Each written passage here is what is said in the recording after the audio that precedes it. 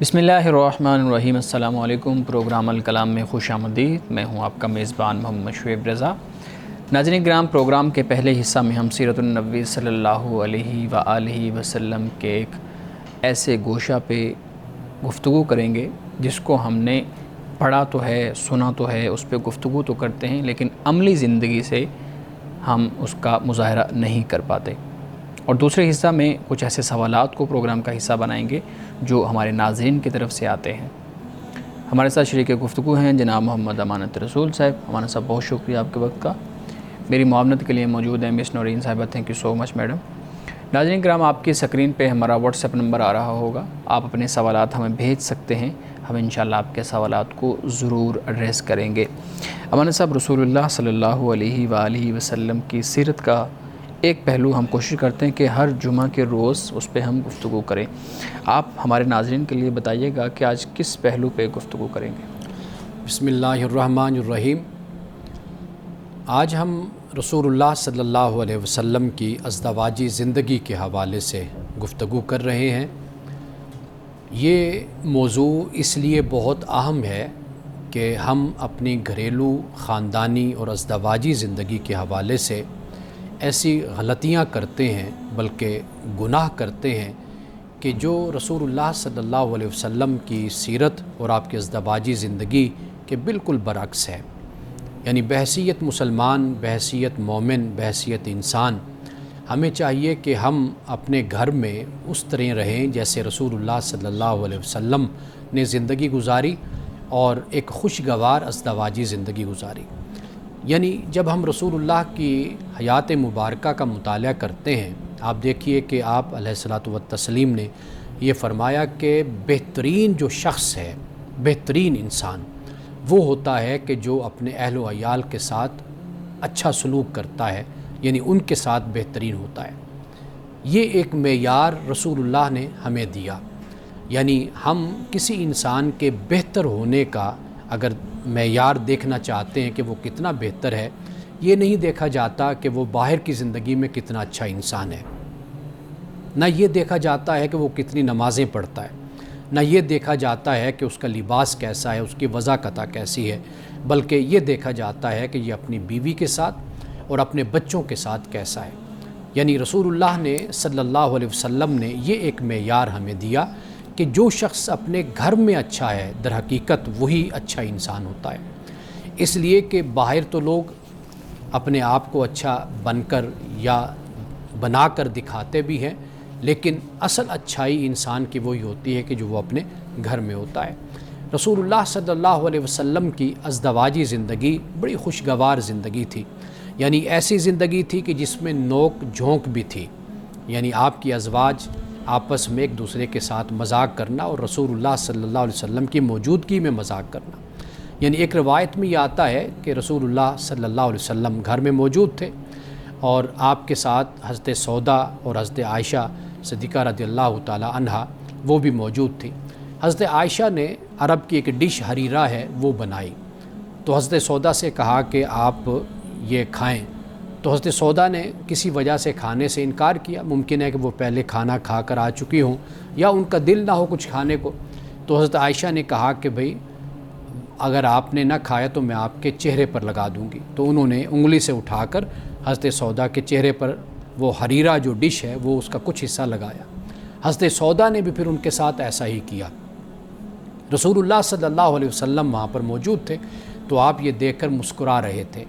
یعنی گویا کہ ازدواجی زندگی میں نوک جھونک کا ہونا اور آپس میں مذاق ہونا اور گفتگو ہونا یہ ایک پسندیدہ عمل ہے، اور رسول اللہ نے ایسا کیا۔ یعنی آپ کی ازواج مطہرات جو تقاضا کرتی تھیں یا جو بھی ان کا مزاج تھا، جو ان کی طبیعت تھی، اس کے مطابق رسول اللہ صلی اللہ علیہ وسلم سلوک فرماتے تھے اور بہترین سلوک کا مظاہرہ کرتے تھے۔ ایک حدیث میں یہ بھی آتا ہے کہ رسول اللہ نے فرمایا کہ مسلمان مرد اپنی عورت سے بغض نہ رکھے۔ یعنی شوہر کو چاہیے کہ وہ اپنی عورت سے بغض نہ رکھے۔ کیوں؟ فرمایا کہ اگر اس کی کوئی بات ناگوار ہوگی تو دوسری بات پسند بھی ہوگی۔ یہ رسول اللہ نے کامیاب ازدواجی زندگی کا ایک قاعدہ ہمیں بتا دیا، کا طریقہ بتا دیا، اس لیے کہ انسان دوسرے کو جب قبول کرتا ہے صرف یہ نہیں ہوتا کہ اس کے اندر خوبیاں ہیں اور وہ بڑی اعلیٰ صفات کی مالک ہے، بلکہ بحیثیت انسان ہونے کے اس کے اندر خامیاں بھی موجود ہوتی ہیں، بہت سے عیب بھی ہوتے ہیں۔ اسی طریقے سے مرد میں بھی بہت سی خامیاں اور غلطیاں اور بہت سے عیب موجود ہوتے ہیں، تو لہٰذا زندگی انسان کی اسی طریقے سے گزرتی ہے کہ ایک دوسرے کی خامیوں کو انسان قبول کرتا ہے۔ ممکن ہے کہ کوئی عادت، کوئی بات ایسی ہو کہ جو پسند نہ آئے، لیکن بہت سی عادتیں اور بہت سے خصائل اور بہت سی چیزیں ایسی بھی ہوتی ہیں کہ جو انسان کو پسند بھی آتی ہیں۔ تو رسول اللہ نے ہمیں یہ تعلیم دی ہے کہ اگر ہم یہ چاہتے ہیں کہ ہم اچھی زندگی گزاریں تو پھر اپنے ساتھی کے عیبوں پر نظر ڈالنے کے بجائے اس کی خوبیوں پر ہم نظر ڈالیں۔ تو خوبیوں کو جب ہم دیکھتے ہیں تو پھر انسان میں وہ دوری اور ناپسندیدگی اور کراہت پیدا نہیں ہوتی۔ ہم یہ دیکھتے ہیں کہ ہم اپنی ازدواجی زندگی میں اکثر طور پر جو تلخی پیدا ہوتی ہے، اس تلخی کی وجہ اور دوری کی وجہ یہی ہوتی ہے کہ ہم اپنے ساتھی کے ہمیشہ عیبوں کو دیکھتے ہیں۔ قرآن مجید نے بھی اسی بات کو بیان کیا ہے کہ ممکن ہے کہ تم کسی چیز کو ناپسند کرو، اللہ تعالیٰ اس میں تمہارے لیے خیر رکھ دے۔ تو یہ جو جلد بازی کے فیصلے ہوتے ہیں، جو انسان کسی ایک بات کی بنیاد پر فیصلہ دیتا ہے، اللہ نے اور اللہ کے رسول صلی اللہ علیہ وسلم نے اس سے منع کیا۔ رسول اللہ صلی اللہ علیہ وسلم کی سیرت اس حوالے سے ہماری یہی رہنمائی کرتی ہے کہ ہم اس معاملے میں کبھی جلد بازی کا مظاہرہ نہ کریں اور کبھی فیصلے تک نہ پہنچیں، بلکہ یہ زندگی اسی طرح گزرتی ہے کہ انسان کے اندر خوبیاں بھی ہوتی ہیں اور خامیاں بھی ہوتی ہیں، اور دونوں چیزیں انسان کو پیش نظر رکھنی چاہیے۔ رسول اللہ صلی اللہ علیہ وسلم کا اپنی ازواج کے ساتھ جو طریقہ تھا وہ یہ تھا کہ آپ ان کے جذبات کا خیال رکھا کرتے تھے، یعنی جذبات جو ان کی خواہشات ہوتی ان کو آپ پورا کرتے۔ یعنی سیدہ عائشہ صدیقہ رضی اللہ تعالیٰ عنہا کے حوالے سے ہمیں ایسی بہت سی روایات ملتی ہیں کہ جب رسول اللہ کے نکاح میں وہ آئیں تو وہ نوجوان تھی، تو آپ کے نکاح میں آئیں تو ایک نوجوان خاتون کی جو خواہشات ہوتی ہیں، دوڑنا ہے، بھاگنا ہے، کچھ اس طرح کر کے کوئی کھیل ہے اس کو دیکھنا ہے، تو رسول اللہ نے ہمیشہ ان کے جذبات کا خیال رکھا۔ تو لہٰذا رسول اللہ صلی اللہ علیہ وسلم کی زندگی سادہ زندگی تھی، لیکن اس سادگی میں بھی ہم یہ دیکھتے ہیں کہ ایک وقار ہے، ایک تمکنت ہے اور ایک سنجیدگی اس سادگی میں بھی نظر آتی ہے۔ تو رسول اللہ کا اپنے گھر میں اور اپنے ازواج کے ساتھ جو سلوک اور رویہ ہے وہ اتنا شاندار اور وہ اتنا اعلیٰ تھا کہ آپ اپنے ازواج کو ضرور، یعنی دن کی مصروفیات وہ عسکری تھیں، وہ سیاسی تھیں، وہ سماجی تھیں، ان کے باوجود بھی آپ اپنے ازواج کو وقت ضرور دیا کرتے تھے، یعنی کبھی آپ نے اپنے ازواج کو اگنور نہیں کیا تھا۔ تو گویا رسول اللہ کی ازدواجی زندگی کو جب ہم پڑھتے ہیں، جب ہم اس کا مطالعہ کرتے ہیں تو ہمیں یہ معلوم ہوتا ہے کہ بہت کچھ ایسا ہے کہ آج کے اس دور میں رہتے ہوئے بھی ہم ان باتوں کو اگنور کر جاتے ہیں، اور رسول اللہ صلی اللہ علیہ وسلم کی سیرت کے بہت سے شاندار پہلو ہیں کہ جن پر ہم عمل کرتے ہوئے اپنی ازدواجی زندگی میں نظر نہیں آتے ہیں۔ ناظرین کرام، یہاں وقت ہوا چاہتا ہے ایک بریک کا، ہمارے ساتھ رہیے گا۔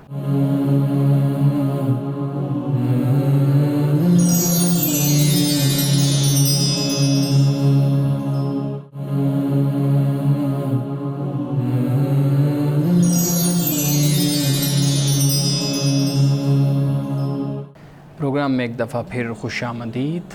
امان صاحب، بہت اہم چیزیں آپ نے ہمارے سامنے رکھی ہیں، اور میرے خیال میں بہت سی برائیاں ہمارا نوجوان جو خاندانی یا یہ جو ایک ازدواجی زندگی ہے، اس سے وہ کہتے ہیں نا وہ کترانا شروع ہو گیا ہے، فرار کا راستہ اختیار کرنا شروع ہو گیا ہے۔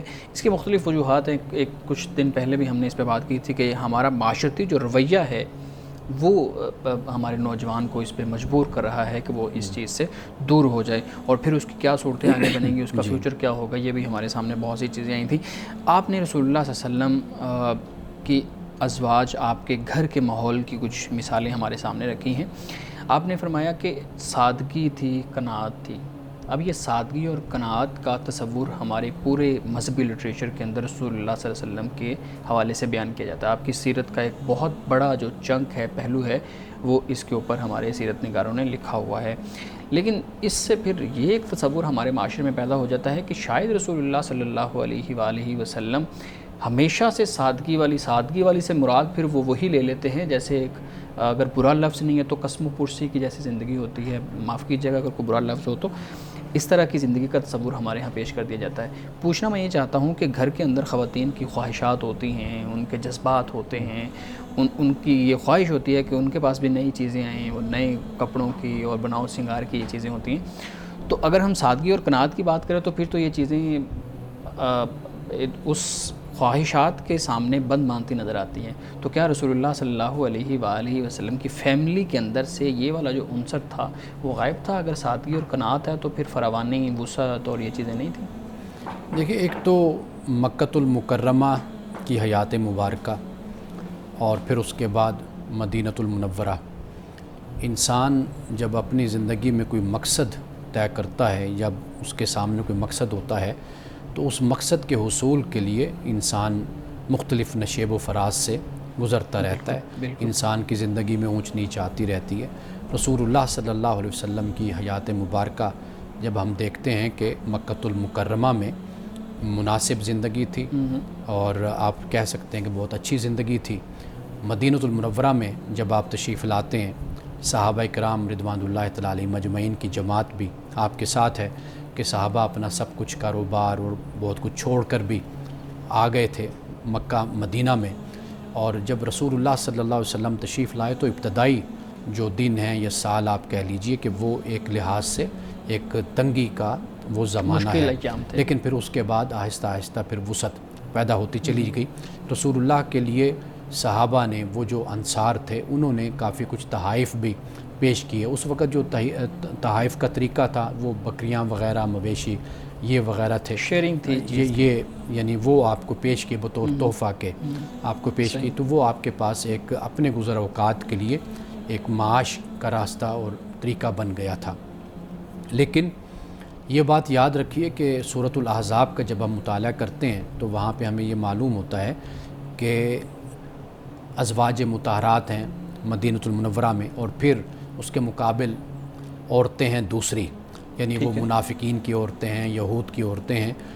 قرآن مجید کی وہ آیات جہاں پہ اللہ سبحانہ و تعالیٰ نے رسول اللہ کی ازواج کو اختیار دیا کہ اگر آپ چاہیں تو ہم آپ کو دنیا کا جو سامان ہے وہ آپ کو دے دیتے ہیں، آپ اے نبی صلی اللہ علیہ وسلم آپ ان کو کہہ دیجئے ان کنتن تردن الحیات الدنیا وزینتها فتعالین امتعکن واسرحکن سراحا جمیلا، کہ دنیا کی زینت، مال دولت دے دیتے ہیں اور آپ کو رخصت کر دیتے ہیں۔ تو یہ رسول اللہ صلی اللہ علیہ وسلم کو اللہ تعالیٰ نے یہ فرمایا۔ تو ان آیات سے پڑھ کر یہ معلوم ہوتا ہے کہ اس کا پس منظر یہ ہے کہ ازواج مطہرات کی سادہ زندگی تھی۔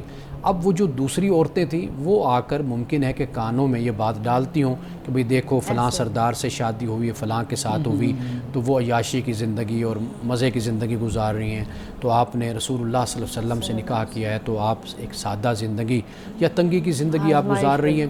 تو یہ جو باتیں ہیں یہ یعنی معلوم ہوتا ہے کہ یہ ان آیات کا پس منظر ہمیں معلوم ہوتا ہے۔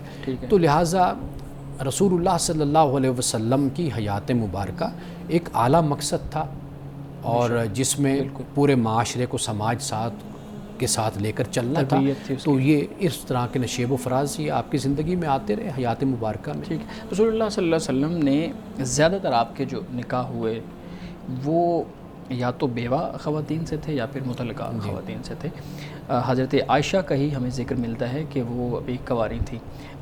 تو آپ مجھے یہ بتائیے گا کہ ہمارے ہاں سنت تو بیان کیا جاتا ہے کہ 2 یا 3 شادیاں یا اس طرح سے، لیکن یہ جو رجحان ہے ہمارا وہ سیرت النبی صلی اللہ علیہ وآلہ وسلم کے مطابق کیوں نہیں ہوتا کہ ہم بھی ایسے قدم اٹھائیں کہ ہم سیکنڈ میرج، اگر کسی کوئی مطلقہ خاتون ہے، کوئی بیوہ ہے تو اس کے ساتھ نکاح کیا جائے۔ دوسری شادی کو اتنا برا تصور کیا جاتا ہے کہ اگر ہمارے ہاں کوئی بہن بیٹی اس کی شادی کے ابتدائی ایام میں ہی اس کو طلاق ہو گئی ہے یا اس کے شوہر فوت ہو گئے ہیں تو اس کے ساتھ بھی نکاح کو بڑا عجیب تصور کیا جاتا ہے، اور اس سے پھر معاشرے کا ایک بڑا چنک ایسا ہے جو پیچھے رہ جاتا ہے۔ میں اس کو ایسے کہوں گا کہ وہ پیچھے رہ جاتا ہے، اپنی خاندانی زندگی شروع نہیں کر پاتا۔ تو یہ جو رجحان ہے ہمارے ہاں برا تصور کیا جانا، اس کی کیا ریزن ہے؟ یہ پہلی بات جو آپ نے کہی 2, 3, 4 قرآن مجید میں اس کا جو ذکر ملتا ہے وہ ایک ہنگامی حالات تھے، اس میں اللہ تعالیٰ نے اس کا ایک حل بتایا۔ جیسے میں نے کئی مرتبہ یہ بات بیان کی کہ غزوہ احد میں 70 مسلمان شہید ہوئے، تو گویا کہ 70 خاندان لاوارث ہو گئے، بے سہارا ہو گئے۔ تو وہ ایک ہنگامی صورت تھی جہاں پر اللہ سبحانہ و تعالیٰ نے یہ بیان کیا کہ بھئی گھر کو سنبھالنے کے لیے کوئی یتیم بچے ہیں، بچیاں ہیں، ان کی تربیت یا سرپرستی کے لیے تم ان کی ماں سے شادی کر لو۔ تو وہ ایک ہنگامی حالت تھی جس کا حل قرآن مجید نے یہ دیا ہے۔ تو اس کا مطلب یہ نہیں ہے کہ بندہ دوسری تیسری چوتھی شادی کرتا حکم نہیں ہے۔ تو بنیادی بات جو ہے وہ یہی ہے کہ پہلی شادی، پہلی بیوی، اور اسی کے حقوق اور بچوں کے، یعنی یہ آئیڈیل لائف انسان کی یہی ہوتی ہے۔ اگر خدا نخواستہ کوئی ایسی صورت پیدا ہو جاتی ہے تو پھر اس پر عمل کیا جاتا ہے، 2 پر، 3 پر، 4 پر۔ آپ تو یہ کہہ رہے ہیں کہ دوسری تیسری چوتھی شادی متعلقہ یا بیوہ سے ہو، تو پہلی شادی کیوں نہیں متعلقہ یا بیوہ سے ہو سکتی؟ رسول اللہ صلی اللہ علیہ وسلم نے سیدہ خدیجہ الکبریٰ رضی اللہ تعالیٰ عنہا سے نکاح فرمایا تھا۔ آپ کی عمر 25 سال تھی۔ اب 25 سال کا جو نوجوان ہے وہ نکاح کر رہا ہے۔ اچھا ٹھیک ہے نا جی۔ حضرت خدیجہ سے نکاح ہوا آپ کا۔ حضرت خدیجہ آپ بیوہ ہیں، یعنی جو روایات میں آتا ہے اس کے مطابق آپ دیکھیے تو رسول اللہ کا تو پہلا نکاح ہی ایسا آپ نے فرمایا، ٹھیک ہے نا جی۔ اور پھر یہ ہے کہ آپ 25 سال تقریباً آپ نے سیدہ خدیجہ الکبریٰ رضی اللہ تعالیٰ عنہا کے ساتھ گزارے آپ نے، یعنی یہ بھی آپ دیکھیے نا۔ تو رسول اللہ کا جو اسوہ ہے وہ تو ہمیں اس بات کی تعلیم دیتا ہے نا۔ باقی آپ کا دیکھیے جو معاشرتی اور سماجی سیٹ اپ ہوتا ہے نا، یہ بہت سی چیزوں کو عیب بنا دیتا ہے، اور اس کی وجہ جہالت بھی ہوتی ہے، اس کی وجہ عرف بھی آپ کہہ سکتے ہیں۔ عرف جو ہے وہ پسندیدہ بھی ہوتا ہے، اور عرف ایسا بھی ہوتا ہے جو بدعت اور ناپسندیدہ بھی ہوتا ہے۔ تو معاشرے میں ہمارے ہاں یہ ایک بڑی غلط روایت ہے کہ ہم متعلقہ سے یا بیوہ سے شادی کرنا، اس کو بدقسمتی سے ہمارے ہاں اس کو پسند نہیں کیا جاتا، اور خاص طور پر وہ نوجوان کی جس کی پہلی شادی ہے اس کے لیے تو خاص طور پر اس کو پسند نہیں کیا جاتا، جبکہ رسول اللہ کا جو اسوہ ہے وہ تو ہمیں یہی بتاتا ہے کہ آپ نے پہلا نکاح ہی فرمایا، اور پہلا نکاح حضرت خدیجہ سے، اور وہ بھی 25 سال، جب تک حضرت خدیجہ آپ کے نکاح میں رہیں، دنیا میں رہیں، وفات نہیں ہوئی، آپ نے دوسرے نکاح بھی نہیں فرمایا۔ لیکن امانہ صاحب اگر ہم دیکھیں، اب مجھے معلوم ہے آپ سوال کرنا چاہ رہے ہیں، لیکن میں آپ کی بات سے ایک چیز کنیکٹ کرنا چاہ رہا ہوں۔ آپ معاشرتی رویے پہ بات کر رہے ہیں، لیکن ہمارے ہاں بہت سی روایات ایسی ہیں جس میں رسول اللہ صلی اللہ علیہ وآلہ وسلم نے کنواری لڑکی سے نکاح کرنے کی فضیلت بیان کی ہے، ہمارے ہاں بیان کی جاتی ہے، ہم مدارس میں پڑھتے ہیں، اپنی فقہ کی کتابوں میں پڑھتے ہیں۔ تو جب اس طرح کی چیزیں ہمارے سامنے آئیں گی تو یہ بھی تو ایک تربیت کا ہی عمل ہے۔ دیکھیے جو حدیث ہے نا اس کا پس منظر دیکھنا ضروری ہوتا ہے نا روایت کا۔ یعنی مثال کے طور پر حضرت جابر بن عبداللہ نے رسول اللہ کی خدمت میں جب حاضر ہوئے تو شادی کی بات ہوئی، تو وہ شادی کر چکے تھے، ٹھیک ہے، اور ان کے جو والد تھے وہ غزوہ احد میں شہید ہو گئے تھے، ٹھیک ہے۔ اب رسول اللہ نے پوچھا بھئی تم نے کس سے شادی کی، کون خاتون ہے، کیا عمر ہے؟ ان کا یا رسول اللہ بڑی عمر کی خاتون سے میں نے شادی کی۔ تو آپ نے پھر کہا کہ بھئی تم جس عمر کے ہو تو وہ جس عمر کے ہوتی تو مطلب یہ کہ تمہارا زیادہ جوڑ بنتا آپس میں، تو رسول تم نے کیوں بڑی عمر کی عورت سے شادی کی؟ تو انہوں نے عرض کی یا رسول اللہ صلی اللہ علیہ وسلم اس لیے کہ والد وفات پا گئے، اب بہنیں ہیں، بہنوں کی عمر کی لڑکی میں اگر لے آتا تو یہ مناسب بات نہیں تھی، تو لہٰذا میں نے بڑی عمر کی خاتون سے شادی کی ہے۔ تو اس کا جو حدیث جو روایت آپ بیان کریں گے نا، پھر ہم اس کا پس منظر دیکھیں گے کہ اس کا پس منظر کیا ہے۔ اب یہاں پر اگر حضرت جابر بن عبداللہ 20 سال کے ہیں، 25 سال کے ہیں، اگر رسول اللہ یہ فرما رہے ہیں بھی تم اپنی ہم عمر سے شادی کر لیتے، تو یہ بات ہو جاتی ہے نا۔ تو لہٰذا جو بھی روایت آپ بیان کریں گے اس کا کوئی نہ کوئی پس منظر ہوگا، تو اس پس منظر کی بنیاد پر، اور پھر سب سے بڑی بات یہ کہ رسول اللہ کا اپنا اسوہ جو بیان ہوتا ہے، یعنی سوائے سیدہ عائشہ صدیقہ رضی اللہ تعالیٰ عنہا کے، وہ کماری آپ کے نکاح میں آئی، باقی جتنے بھی آپ نے نکاح فرمائے وہ متعلقہ ہیں یا وہ بیوائیں ہیں، ان کے ساتھ آپ نے نکاح کیا۔ تو رسول اللہ کا جو ارشاد فرمانا ہے وہ تو امت کے لیے ہو گیا نا، اور اس کا کوئی نہ کوئی پس منظر ہے کہ جو آپ نے بیان کیا۔ لیکن رسول اللہ کا جو خود اپنی سنت ہے، عملی سنت، وہ تو یہی ہے کہ آپ نے بیوہ اور متعلقہ سے آپ نے نکاح فرمایا۔ صحیح۔ ناظرین کرام، یہاں وقت ہوا چاہتا ہے ایک بریک کا، ہمارے ساتھ رہیے گا۔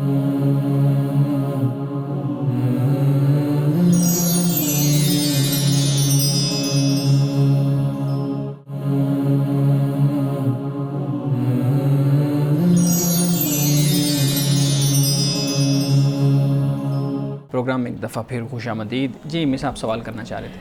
ہاں جی، آپ کی گفتگو سے بار بار 2-3 دفعہ یہ ذکر ہوا کہ آپ صلی اللہ علیہ وسلم نے عمر رسیدہ خاتون سے، اپنے سے بڑی عمر کی خاتون کو نکاح کے لیے سب سے پہلا نکاح ان کو پریفر کیا.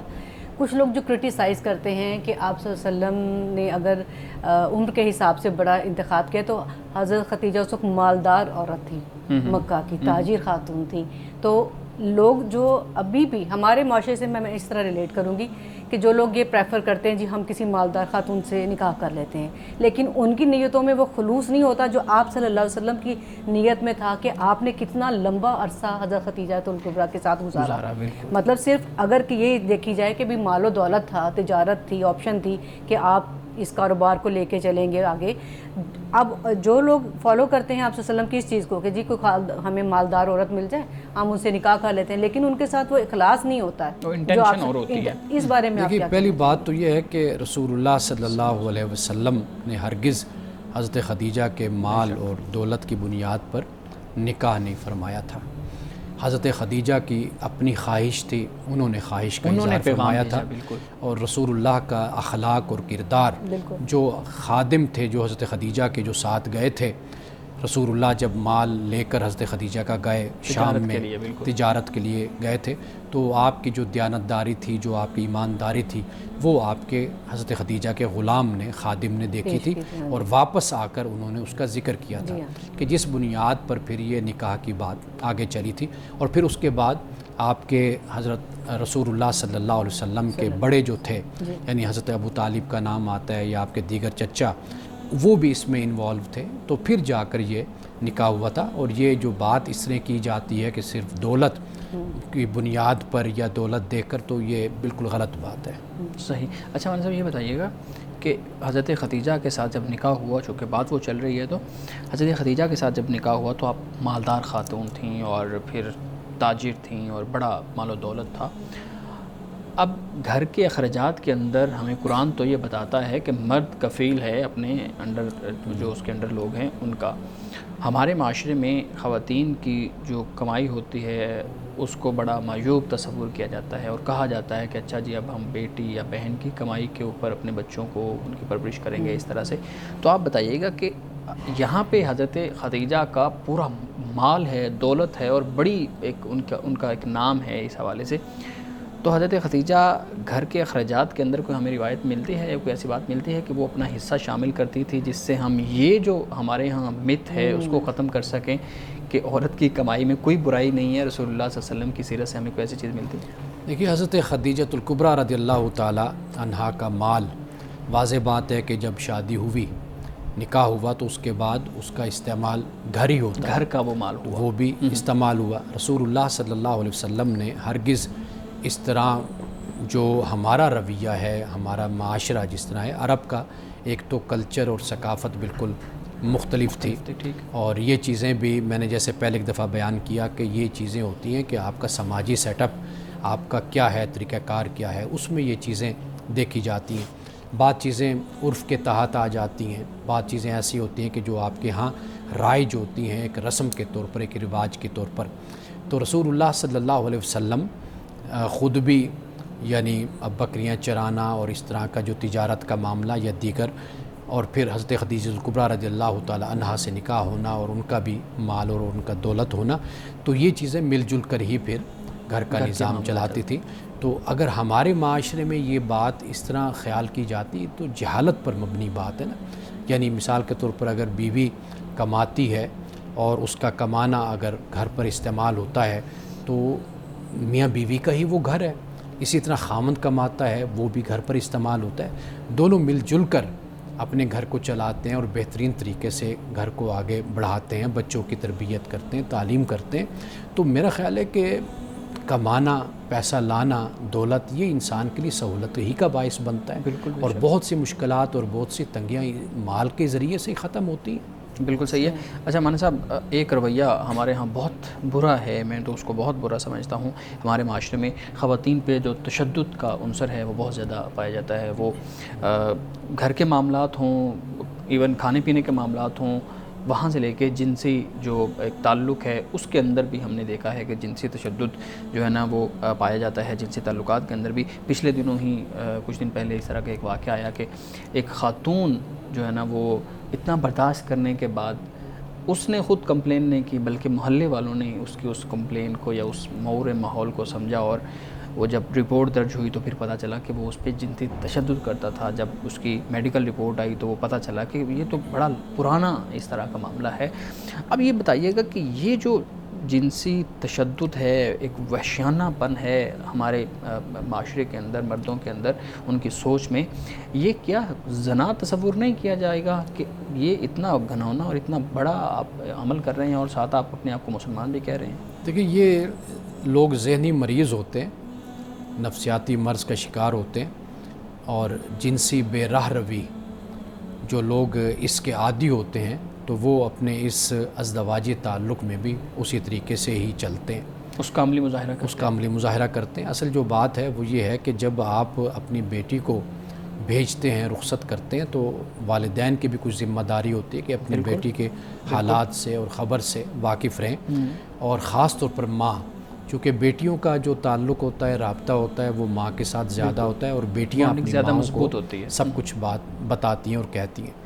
اور جن کے گھر میں بیٹی جا رہی ہے ان کی بھی تو آخر بیٹیاں ہوں گی نا, ساس ہے, سسر ہے, تو وہ بھی اس کو اپنی بیٹی خیال کرے.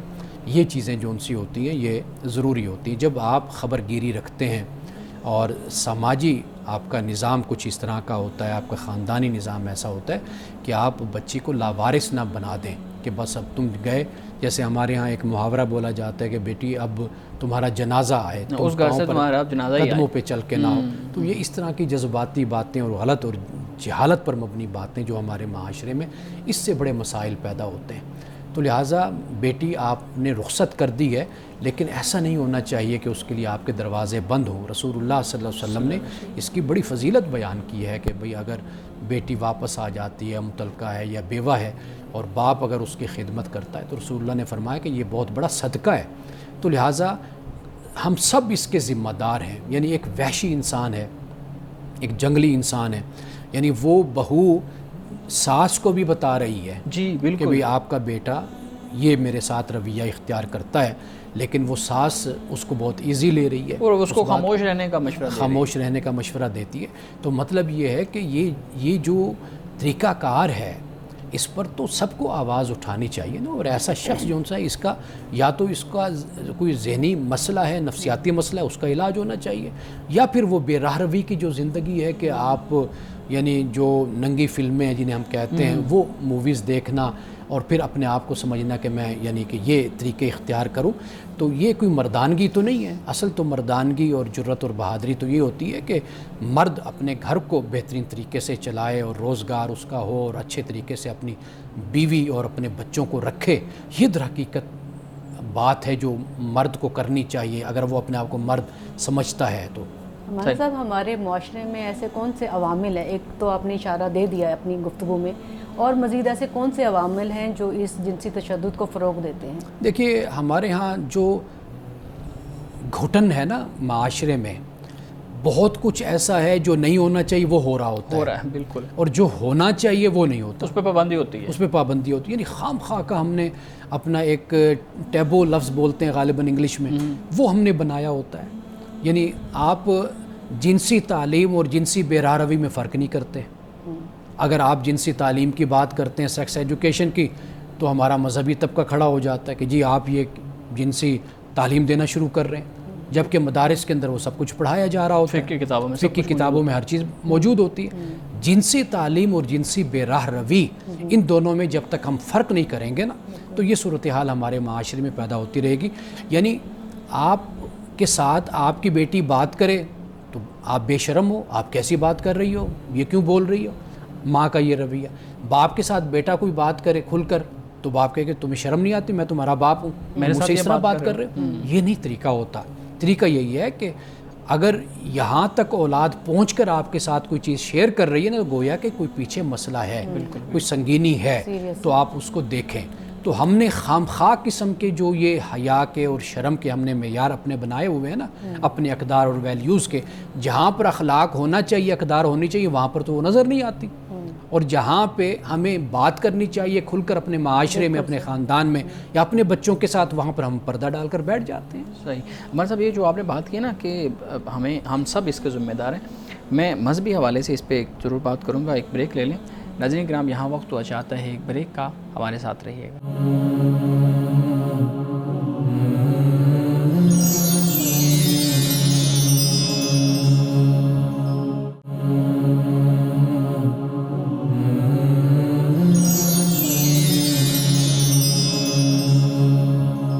پروگرام میں ایک دفعہ پھر خوش آمدید۔ امان صاحب، آپ بات کر رہے تھے کہ ہم سب اس چیز کے ذمہ دار ہیں اور ہم سب کو اس پہ آواز اٹھانی چاہیے۔ مجھے یاد ہے کہ کوئی ایک سال پہلے یا اس سے بھی کم و بیش عرصہ پہلے کی بات ہے کہ خواتین کا ایک گروہ مختلف علماء سے ملا، اور وہ علماء ایک بڑی پوزیشن رکھتے تھے کسی ریاست کے، ایک پورے ادارے کے سربراہان آپ کہہ لیں یا اس کے ممبرز کہہ لیں، ان کے سامنے جب یہی معاملہ رکھا گیا کہ جنسی تشدد کا یہ معاملہ ہے اور اس کو آپ میریٹل ریپ کے ساتھ ہم موسوم کرتے ہیں، تو جب میریٹل ریپ کا ان کے سامنے بات رکھی گئی تو انہوں نے کہا کہ آپ کون ہوتے ہیں لوگوں کے گھروں میں، لوگوں کے بیڈ رومز کے اندر گھسنے والے؟ آپ کو یہ کوئی اختیار نہیں ہے، یا ہم سب کو کسی کو یہ کوئی اختیار نہیں ہے کہ ہم کسی کے بیڈ روم کی بات پبلک پہ یا میڈیا پہ لے کے آئیں یا جو ہے نا وہ اس کے اوپر رپورٹ درج کروائیں۔ تو اس معاملے کو خاتون اور شوہر، یعنی جو بیوی اور شوہر ہے، ان کے اوپر ہی چھوڑ دینا چاہیے۔ تو ہم نے اس کا اثر تو یہ دیکھ لیا نا کہ ہم نے جب ان کے اوپر چھوڑا تو پھر کیا ہوا۔ تو آپ تو کہہ رہے ہیں کہ ہم سب ذمہ دار ہیں، ہم سب اس پہ بات کریں گے، یہاں پہ تو بڑے بڑے علماء اس کو منع کر رہے ہیں۔ دیکھیے، جو ازدواجی تعلق ہوتا ہے نا، قرآن مجید نے اس کو سکون قرار دیا ہے۔ بالکل بے کہ شک، میاں بیوی ایک دوسرے سے سکون حاصل کرتے ہیں۔ سورۃ الروم میں بھی اس کو بیان کیا اور کئی مقامات پر اس کو بنیاد بنانا چاہیے، دیکھنا چاہیے۔ جہاں پر کوئی ساتھی بھی ڈسٹرب ہوتا ہے، اس کے ساتھ کسی قسم کی زیادتی ہوتی ہے، تو واضح بات ہے کہ اس کا یہ حق ہے کہ اس کی جان اور اس کو تحفظ فراہم کیا جائے۔ بالکل ٹھیک ہے۔ مرد ہے یا عورت، کوئی بھی لاوارث نہیں ہے۔ آپ کا معاشرہ اس کا ذمہ دار ہونا چاہیے، آپ کے والدین اس کے ذمہ دار ہونا چاہیے، اور پھر ریاست اس کی ذمہ دار ہوتی ہے۔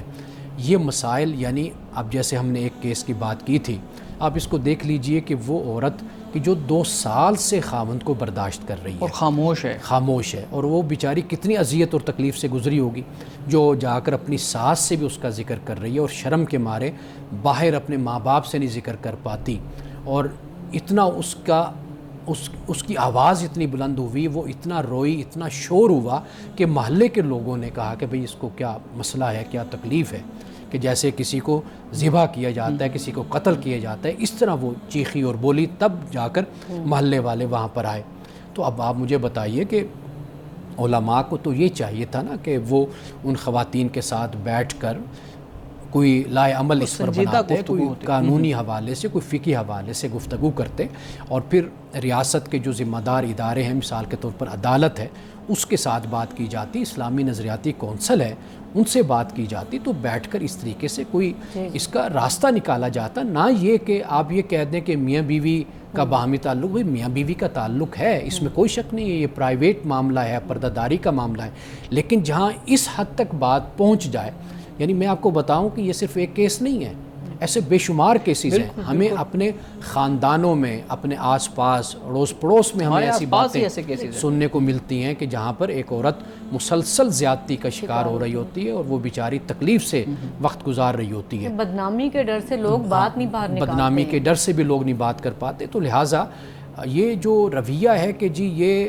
اس کو یوں سمجھ لینا کہ یہ جو بے راروی کی بات ہے، چونکہ مغرب نواز یہ لوگ ہیں یا مغربی سوچ سے یہ مروب لوگ ہیں، تو اس تہذیب میں یہ تربیت پا کر آتے ہیں تو اس طرح کی باتیں اٹھاتے ہیں، تو نہیں، ہمیں اٹ سیلف مسئلے پر توجہ کرنی چاہیے۔ اگر وہ ہے ہماری سوسائٹی میں تو اس کو حل کرنا چاہیے اور اس پر بات کرنی چاہیے۔ صحیح۔ اچھا یہ بھی بتائیے گا نا کہ پھر ہمارا علمی لٹریچر بھی تو اس چیز کے، جیسے میڈم بات کر رہی تھے کہ کون کون سے عوامل ہیں جو اس چیز کے بھی ابھارتے ہیں، تو جب ہم اپنے علمی لٹریچر کو دیکھتے ہیں تو وہاں پہ بھی تو بہت سی چیزیں ایسی ہیں نا، جیسے وہ ایک روایت بیان کی جاتی ہے کہ رسول اللہ صلی اللہ علیہ وسلم کے ساتھ اس کو منسوب کیا جاتا ہے کہ اگر عورت انکار کر دے اپنے جنسی تعلقات کو قائم کرنے سے تو اس پہ پھر فرشتے لعنت کرتے رہتے ہیں اور اس کی دعا قبول نہیں ہوتی، ساری رات اس پہ لعنت ہوتی رہتی ہے۔ اب اس طرح کی جب چیزیں ہمارے سامنے آئیں گی تو پھر مسائل تو پیدا ہونے ہی ہیں۔ دیکھیے اس حدیث میں کوئی ایسی بات نہیں ہے، کوئی ایسی بات نہیں ہے، یعنی اگر ایک جائز راستہ ہے، کوئی مسئلہ نہیں ہے، کوئی مشکل نہیں ہے، کوئی اس طرح کی پرابلم نہیں ہے، تو پھر وہاں پر عورت کا نشوز اختیار کرنا، نافرمانی کرنا، تو وہاں پر اگر رسول اللہ صلی اللہ علیہ وسلم یہ فرما رہے ہیں تو اس میں کون سا کوئی اتنا مشکل مسئلہ ہے؟ یہ ایک علیحدہ ایکسٹریم ہے پھر جو آپ ذکر کریں نا کہ عورت اگر کوئی خاص وجہ جیسے ہمارے صاحب کہہ رہے نہیں ہے تو وہ بھی مرد کو اس کے حق سے محروم نہ رکھے۔ نہیں یہ بالکل آپ کی بات ٹھیک ہے، یہ آپ بھی بات صحیح کر رہے ہیں، لیکن ہم جو چیز دیکھتے ہیں اس سے پھر کیا ہوتا ہے، اس سے آپ بھی دیکھتے ہیں ہمارے ہاں میمز بنتے ہیں، ہمارے ہاں علماء بات کرتے ہیں تو وہ ہمیشہ یہی بات کرتے ہیں کہ نہیں، آخری حد تک عورت کو یہی کوشش کرنی چاہیے کہ وہ جتنی حد تک برداشت کر سکتی ہے اپنی طبیعت کو، اپنے مزاج کو، اس حد تک مرد کی فرمانبرداری کرے۔ جب اس لیول پہ آگے ہم فرمانبرداری عورت سے کروانا چاہیں گے تو پھر اس طرح کے تو معاملات ہونے ہی ہیں۔ دیکھیں یہ تو آپ کا ہمارا لٹریچر ہے نا یہاں پر، یا جو بات کرنے والا ایک عالم ہے، ایک مذہبی ہے، وہ یہ بات کر رہا ہے نا۔ قرآن مجید میں مثال کے طور پر عورت کے مخصوص ایام کا ذکر ملتا ہے نا قرآن پاک، بالکل، اس میں اب کیا وہ مرد کی فرمانبرداری کرے گی؟ واضح بات ہے، وہاں پر اس بات کو بیان کیا گیا۔ بالکل، تو استثنائی صورتیں تو خود بخود بیان ہو جاتی ہے نا، یعنی رسول اللہ صلی اللہ علیہ وسلم کا ارشاد یہ ایک عمومی زندگی سے متعلق ہے، ایک معمول کی زندگی ہے، کہ نارمل حالات میں ایک بات ہے جو آپ نے فرمائی ہے، بس اس کا یہ بیک گراؤنڈ پس منظر ہے۔ اب یہ بات اٹھا کر اگر مرد اس کو استعمال کرتے ہوئے نعوذ باللہ بلیک میل کرے اپنی بیوی کو، جان بوجھ کر یعنی بیوی کو بلیک میل کرے کہ دیکھو قرآن میں یا حدیث میں یہ آ گیا ہے، تو یہ اس کا یعنی غلط اطلاق ہے، اس کا اطلاق یہ درست نہیں ہے۔ معاملہ اصل میں یہی ہے کہ رسول اللہ کا یہ فرمان اس عورت کے بارے میں ہے کہ جو شادی ہو گئی، سب کچھ ہو گیا، پھر جان بوجھ کر اپنے مرد کو ستاتی ہے یا تنگ کرتی ہے، اس سے دور رہتی ہے، تو یہ ارشاد تو اس کے متعلق ہے۔ صحیح۔ مختصر میں آپ سے ایک اور چیز بھی جاننا چاہوں گا، ہمارے ہاں فقہی اصطلاحات جو فقہی تصورات ہیں اس میں بھی ایسے لفظ استعمال ہوتے ہیں جیسے شوہر کا حق جماع ہے، پھر بیوی کا فرض اطاعت ہے۔ اب یہ والے جو الفاظ ہیں یہ تو آپ کو ڈائریکشن دے رہے ہیں کہ خاتون ہر صورت میں مرد کی فرمانبردار رہے گی اور مرد جو مرضی کرتا ہے۔ پھر دیکھیے پہلی بات یہ ہے کہ اطاعت اور فرمانبرداری کا اسلام میں کوئی اس طرح کا تصور نہیں ہے جیسے ہمارا معاشرے میں بنا جس طرح ہمارے معاشرے میں بیان ہوتا ہے۔ والدین کے ساتھ بھی اللہ احسان کا حکم دیتا ہے کہ احسان کرو، نیکی کرو، یہ اللہ کی طرف سے تعلیم ہے۔ اطاعت و فرمانبرداری کسی کی بھی نہیں ہے۔ ٹھیک صحیح۔ آج کی حدیث مبارکہ بیان کیجیے گا۔ آج کی حدیث صحیح بخاری سے ہے۔ رسول اللہ صلی اللہ علیہ وسلم نے فرمایا جب لوگ صبح کرتے ہیں تو دو فرشتے اترتے ہیں، ایک کہتا ہے اے اللہ خرچ کرنے والے کو نعم البدل عطا کر، دوسرا کہتا ہے اللہ مال کو روکنے والے کو نقصان سے دوچار کر۔ یعنی جب ہم صبح کرتے ہیں تو ہم اللہ کی بارگاہ میں جب اچھا عمل کرتے ہیں تو فرشتے دعا دیتے ہیں، اگر کوئی برا عمل ہم سے مرتکب ہم ہوتے ہیں، اس کا ارتکاب کرتے ہیں، تو پھر اللہ کے فرشتے ہمارے لیے نقصان کی بات اللہ کی بارگاہ میں کرتے ہیں۔ ناظرین کرام، اس دعا کے ساتھ اپنے پروگرام کا اختتام کریں گے۔ اللہ رب العزت حسن کلام اور تاثیر کلام عطا فرمائے، ہماری زبان کی گروں کو کھول دے اور سننے والوں تک خیر کا پیغام پہنچے۔ اجازت دیجیے، خدا حافظ۔